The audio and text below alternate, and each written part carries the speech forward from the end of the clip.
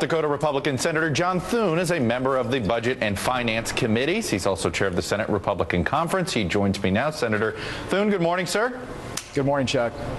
Let me start with the announcement yesterday from Senate Budget Committee Chairman Kent Conrad, Democrat from North Dakota, who is going to be following you on this program. He said that he's postponing a vote on a budget resolution, any sort of markup, if you will, put up some symbols, and he said this. He said, I don't believe that all parties are going to get out of their fixed positions before an election. I wish we could. I wish we could. You know, you've been pretty blunt with me in the past about how politics overtakes sometimes the best intentions of people on both sides of the aisle. Is this what's going on here? It appears to be that way. The only thing we can say, Chuck, and by the way, this is probably the oddest experience I've ever had since I've been here. I've got colleagues who've been here a lot longer, but to actually have a markup noticed and go to the markup and then in advance of the markup be told we're really not going to mark anything up. We're going to take opening statements, we're going to adjourn, and then sometime maybe after the election we'll continue with the markup. What Senator Conrad has also said is that the Budget Control Act passed last summer really is the budget, which begs the question of why he then noticed a markup and proceeded to at least start the process. I think what happened was, and I think he had the best of intentions, that his leadership came down on him and basically said, we're not doing a budget. And so what we ended up with yesterday was essentially a charade where everybody showed up and made statements. And yes, it was very much about politics. Again, nothing got done that was in the best interest of the people of this country, which is putting a plan in place that will deal with spending and debt, growing the economy and creating jobs. Well, again, I'm going to get Senator Conrad to both respond to you and to some of these issues in a few minutes. Let's get to about whether there's any sort of possibility or chance that tax reform is taken up before the election, or are we at a point where no matter what, it's the last 6 weeks where tax reform is going to get taken up?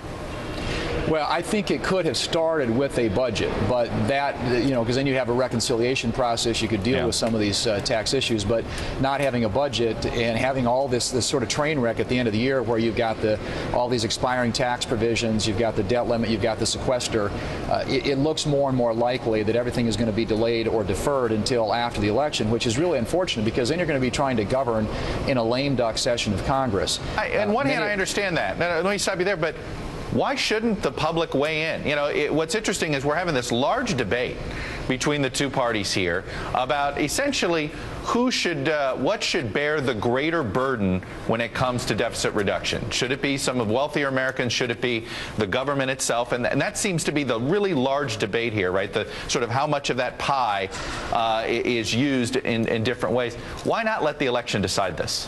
Well, and I think it is going to be litigated on the campaign trail in the next few months, but I think it still is a responsibility that we have as members of Congress to go through a process required by the law to actually put together a budget and to try and deal with these issues. I mean, if we had the luxury of time, which we really don't, you can watch what's happening in Europe, and we're not far behind, but I do believe that there is a very clear difference of opinion about whether you can solve these budget issues, whether it's a spending issue or whether it's a revenue issue. Most of us contend that this is by definition a spending issue. Government spends too much, not that it taxes too little. And I think that's the issue you're going to hear fought out in the campaign trail.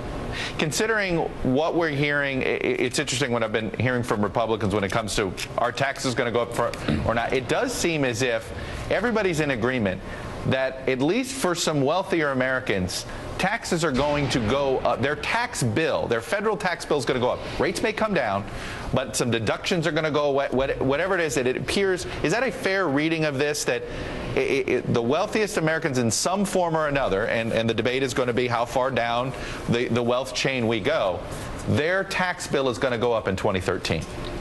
Well, I think that what's pretty clear is that we have a debt crisis ahead of us that has to be dealt with. It needs to be dealt with in the form of entitlement reform. With respect to revenues, Republicans have said, I mean, Speaker Boehner said last summer when he was trying to get a deal with the president, the super committee that met last fall, it was Republicans that actually put the issue of revenues and tax deductions on the table. We're willing to have that discussion, but it can't happen unless it is accompanied by a serious discussion about how we're going to get entitlement spending under control. And that's one area where the president just clearly does not want to lead.